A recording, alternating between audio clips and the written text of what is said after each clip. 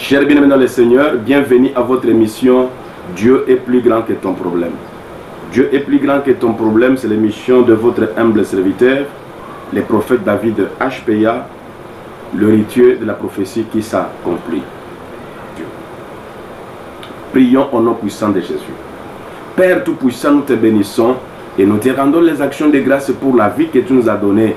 Nous voulons sanctifier ces moments de prière, ces moments d'exhortation, ces moments prophétiques, les moments de témoignage et de prédication, les moments d'édification, Seigneur. Je te recommande tes enfants, tes serviteurs et servantes qui ont trouvé l'occasion de nous suivre. Oh Dieu Tout-Puissant, que chaque personne qui écoute cette émission, qui entend cette prière, quel que soit l'heure, les moments qu'il peut suivre, qu'il reçoive la solution, la délivrance, le miracle et le salut au nom puissant de Jésus-Christ. Tu m'as envoyé sur la terre comme un ambassadeur pour réconcilier les hommes avec Dieu, pour réconcilier les hommes avec les autres. Je t'en supplie, Père éternel, par ma prière, que chaque personne qui va écouter cette émission, la prédication, l'exhortation, la prophétie, trouve la solution à son problème et attache son cœur à ta grandeur. Car tu es le Dieu qui est plus grand que nos problèmes. Je sanctifie ton nom et je sanctifie ces instants au nom de Jésus. Nous avons ainsi prié. Que les saints disent 3 fois Amen, Amen, Amen. Oui, bien maintenant le Seigneur, vous suivez votre humble serviteur, le prophète David HPA, le rituel de la prophétie qui s'accomplit. Je bénis mes enfants, tous mes fidèles fils et filles dans le Seigneur qui suit mes émissions. Que Dieu vous bénisse. Aujourd'hui, nous allons parler sur un thème. Ce qui tue les autres ne te tuera pas. Nous sommes dans le livre de Psaume chapitre 82. C'est là où nous allons parler de ce thème. Ce qui tue les autres ne te tuera pas. Psaume 82, verset 6 au verset 7. Écoutez la parole de Dieu. J'avais dit, vous êtes des dieux, vous êtes tous le fils du Très-Haut. Pour d'autres versions, j'avais dit, vous êtes des dieux, vous êtes tous les fils du souverain. Cependant, vous mourrez comme des hommes, vous tomberez comme un prince quelconque.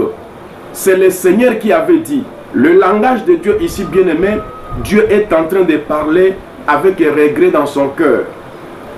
Le mission est bilingue. Dieu est en train de parler avec une déception, avec un regret.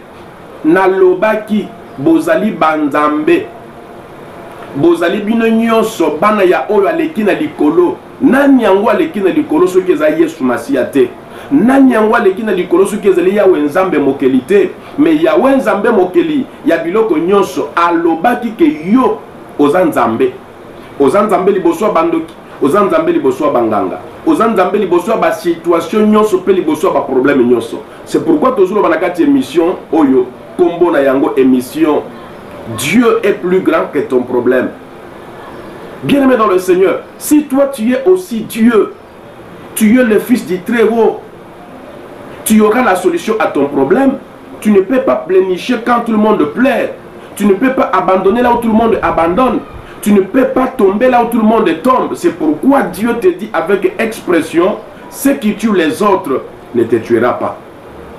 Oyo ebomaka batu nyonso ekoboma yote. Nini yango ebomaka? Eza na maladie oyo ebomaka. Tomoni sida, tomoni cancer, tomoni tuberculose. Mais Yawe Nzambe alobi oyo ebomaka batu nyonso ekoboma yote. Na kati na émission oyo bokomona bien dans le Seigneur témoignage par photo malheureusement ya Maman Lucie. Maman Lucie Ambende azalaki mwasi moko azalaki atteinte na maladie o babengi sida. Et soki wana te ba découvrir sous cancer na kati ya libumu na ye ke azana cancer. Sida bipai, cancer bipai, mais balobi ke sida ebomaka mutu abikisamaka na malade ya sida ndenge ba médecin balobi po kisi ezali te mutu abikisamaka te. Cancer pe ebomaka. Bien aimé dans le Seigneur, ba memela biso mama wana na kati ya église presque mourante. Atamboli na ba hôpital ba bimisa ye. Na tango alandanga na émission aya na église na biso. Tu internet ya côté tu internet ka ba malade. Boutounios tozo sambela pour naye et comment qui mokolo dimanche bien aimé dans le Seigneur. Natango comme mokolo dimanche toteyi première culte. Toteyi pendant que nazo teya bande konaye oyo bafanda kine na kati ya permanence côté totiaka ba malade plutôt bien aimé babandi ko la balobi maman ici akufi. En pleine culte, en pleine prédication. Ba défi ya boye. Soki mutu akufi na kati église na Congo Brazzaville ba okanga église. Je pense que même na Kinshasa ba okanga église, na poto sikozolanda ba kokanga église, wana bakoloba ki abomi mutu to mona yango bakanga église ebele parce que mutu akufi na kati église. Bakoloba ki fala ki botika ya kende kokufela na hôpital et pourtant auta ki déjà na hôpital ba abandonné ye, ba lembi parce que moyen ba traiter cancer na yezalité, cancer et bomaka. Moyen ba traiter sida na yezalité, sida et bomaka. Bien aimé dans le Seigneur, natango na yoki yango ba soufflenga na litoi. Je suis parti là où se trouvait le cadavre. Nakuti basi ba étalé ba komaki kaka cause la que culte et si la tout évacué ba tout le moyen kubimisa corps et que dans la morgue naya esika maman Lucie azalaki na fukama na banda ko sambela na santa que mutu a éternué, mutu a bougé, mutu a sali hinche, mutu a kosoli na telemisaye na memaye liboso ya foule na memaye liboso ya batu na simba ye ndenge bozomona ba photo ndenge bokomona ba photo batu bamonika ke no mutu afungoli miso batu o bazalaki na sima nanga bamoni miso na ye efungwami église ezalaki na kati ya ébullition batu bazo crier natika ye boye na moni mama lisi atelemi ye moko oyo elingaki eboma ye oyo esi ebomaki ye déjà ezalaki sida ezalaki cancer mais le kola nzamba za monene koleka malade le kola nzamba za monene koleka liwa ce qui tue les autres n'a pas pu tuer maman Lissi parce qu'elle était venue en Jésus-Christ. Ce qui tue les autres n'a pas pu tuer maman Lissi parce qu'elle était dans la présence de Dieu. Bien aimé dans le Seigneur, oui, ça tue les sida, la maladie tue, même la fièvre de palu, ça tue. Mais je dis que toi, ce qui tue les autres ne te tuera pas. Ekobomayote oyebomaka batumususu, maladie oyebomaka, kindoki oyebomaka. Oye bloqué que batu mususu eko bloqué yote parce que yoza na présence ya Nzambe parce que yoza mwana Nzambe pona kaya mama Lissi ayaka na présence na Nzambe. Je ne peux pas vous assurer de sa foi en Jésus-Christ parce que ayaki na état moko okoma ayaki na état moko na zoko kosolana yete to sambela kaka mais lokola bandeko na ye ba memaki ye cela veut dire bandeko na ye bandimela déjà Yesu ndenge Bible lobi que non. Crois au Seigneur Jésus-Christ, tu seras sauvé toi et ta famille. Si tu crois au Seigneur Jésus, tu seras sauvé toi et ta famille parce que notre Dieu est plus grand que la maladie, notre Dieu est plus grand que la mort, notre Dieu est plus grand que toutes les situations tenaces qui se trouvent dans le monde ou qui empêchent ta vie à évoluer. C'est pourquoi nous disons, ce qui tue les autres ne te tuera pas. Oyo bomaka batu nyonso ekoboma yote soki ondimela Yesu lokola mokonzi mpe mobikisi na yo otika vi ya masumu otika vi ya kindumba otika vi ya bonganga ya kokende koconsulte banganga bafetichere ya koconsulte basakoli basali na Nzambe. Nous sommes là pour prophétiser. Dieu nous a donné la grâce de voir ce qui se passe dans le ténèbres, ton passé, ton présent et ton avenir. Nous prophétisons par la grâce de Dieu. Bolanaka bemission oyo bomonaka bana nzambo basambelaka na l'église na biso bayebi ndenge ni Nzambe a utilisé le prophète David HPA par les dons de prophétie, par les dons de miracles, par les dons de guérison. Mukolo wana malheureusement tozalaki na biso na caméra te mais bandeko ya église oyo bazalaki wana nde babandaki kokanga bafoto bazokanga bafoto nde e permettre biso tozwa quelques clichés oyo bozali komona yango wana azosenga na yo mwana Nzambe bana na nga nyonso boza na poto bosombela biso ba matériel pour na chaîne na biso Royal TV ezala na capacité ya kopesa kabino ba émission ya kopesa kabino ba culte en direct ya kopesa kabino ba témoignage makambo Nzambe azosala ya kosakola kapona bino en direct pe Nzambe abanda ko se manifester ndenge moko a se manifestaka na batu oyo bazali sur place esika ba culte na biso elekaka. Bolanda moi condensé, il y a quelques images photos oyo toyebaki na ko retenir, ko recueillir auprès de nos fidèles qui étaient là le jour que le Seigneur a ressuscité un mort, car ce qui tue les autres ne te tuera pas. Suivez.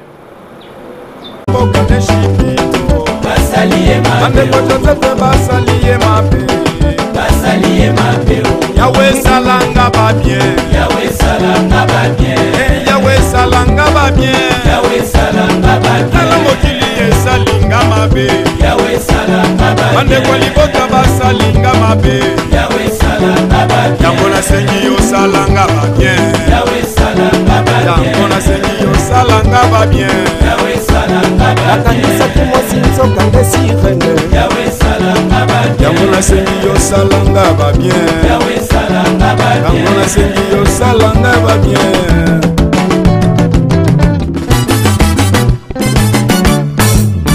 Yahweh salanga ba bien, Yahweh salanga ba bien, Yahweh salanga ba bien, Yahweh salanga ba bien. Tala mokili salinga kolo, Yahweh salanga ba bien. La kanisa kizemi nzoka nde ba miome, Yahweh salanga ba bien. La kanisa kimona nzoka nde ba kiste, Yahweh salanga ba bien. Naluka ki musala batelinga bankale, Yahweh salanga ba bien. Naluka ki visa ba betinga refie.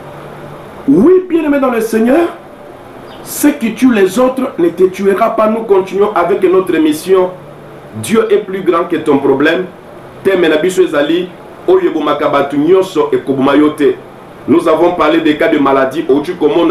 Ndenge mama nabiso lisi azalaka malade, atteinte de sida et de cancer, des maladies dont c'est impossible de trouver la guérison. Mais dans ce ministère, nous avions enregistré plus de 11 cas. Yabato bazalaki na sida babiki sama. Nous avions enregistré plus de 3 cas. Yabato o bakata ba trompe me babota. Nous avions enregistré plus de 10 cas. Yabasi oyo babota kate. Babota bien aimé dans le Seigneur. Yamona solo banayope, ce qui tue les autres ne te tuera pas. Oko sambele longo nanga, oko déclarer ba parole. Et loko oyo bomaka batu nyonso, eko bomangai te, eko bomabana nangai te, eko membre famille nanga ata moko te, parce que ngai na pesa vie nanga pana Yesu pona vivre. Na kokufa kaka na liwa oyo nzamba bongisa pona nga, cela veut dire liwa ya nzoto. Na kofi bakundinga me bomo inanga, esprit pe âme nanga ezonge pana Yahweh. Et aussi je meurs de la volonté de Dieu, avancé en âge et rassasié des jours.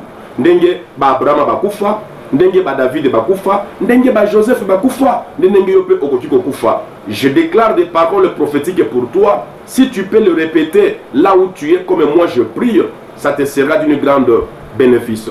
Et si tu ne peux pas déclarer, commence à répéter seulement. Quand je déclare chaque mot, toi tu dis Amen, et ce qui tue les autres ne te tuera pas.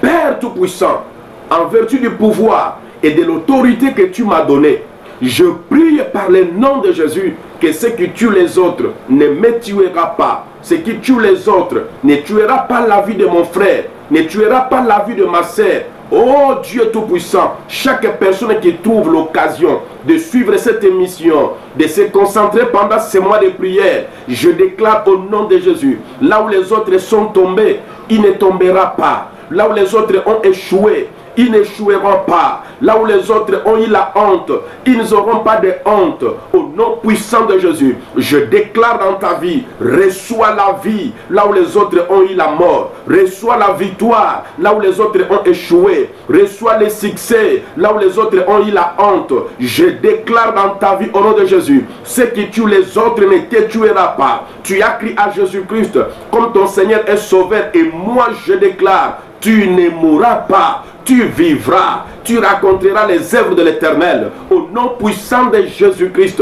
Et si kabatumususu bakweya yo otelema, et si kabatumususu bakweya yo oleka, nazo déclarer na kombo na Yesu, bonganga oyo pomaka batu eko boma yote. Soki batumususu basala 20 ans na poto bazwaka mikanda te, nazo déclarer que à partir ya lelo, et si kabadossier na yo ezali ba benga yo, ane oyo esilate, moi oyo esilate, ozwa courrier, ozwa appel, ozwa email, ba benga yo, ba yebisa yo ke ozwi mikanda na mboko zo fanda. Na déclaré na kombo na Yesu. Soki ba boti na yo batonga banda kute yo kotonga. Na déclaré na kombo na Yesu. Soki ba boti na yo bazaki ba pauvre yo kozala riche. Na déclaré na kombo na Yesu. Soki na famille na bino batu basala kate yo kozwa musala ya malonga.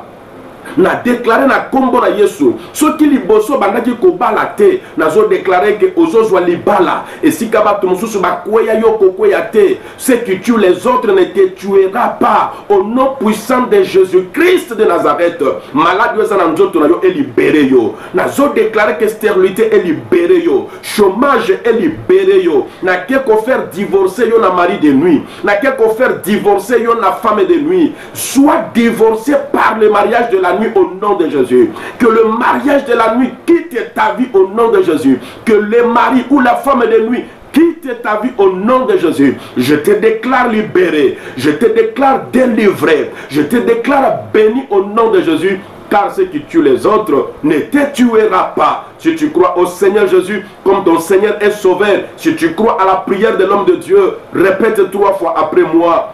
Merci Seigneur Jésus-Christ. Merci Seigneur Jésus-Christ. Merci Seigneur Jésus-Christ. Amen. Acclame le Seigneur là où tu es, parce que tu es un vainqueur, tu es un héros. Là où les autres sont tombés, toi tu ne tomberas pas. Là où les autres ont échoué, toi tu n'échoueras pas, parce que tu es de la race des vainqueurs, tu es de la race des élus, tu es de la race des victorieux. Nazo déclaré la vie na yo, okokoyate esika batunyo so bakoyaka. Nani alobi ke faut la 5 ans, la 20 ans, la 10 ans na poto pozo mukanda to pe pozo musala. Soki ozondi melanga benga na numéro wana ezali affiché. Soki ozondi mela maloba na zoloba, soki ozondi mela Yesu benga na numéro wana ezali affiché na se ya écran na yo. Plus 242 06 610 10 37 eza numéro ya WhatsApp. Okoki ko benga na appel normal, okoki ko tinda message na yo. Bandeko balandaka ba émission nga ba bike je suis courtois. Na yamba kapel ya mutu nyonso pe na blataka fardo ya mutu nyonso. Toko sala ba programme à prière, toko sambela pona réussite ya vie na yo. Makambo oyo comprena kate pona ko sela nzambe na ko sunga yo. Je forme des serviteurs et des servantes même en ligne na ko former yo. Nzamba pesa biso des gens ngolu.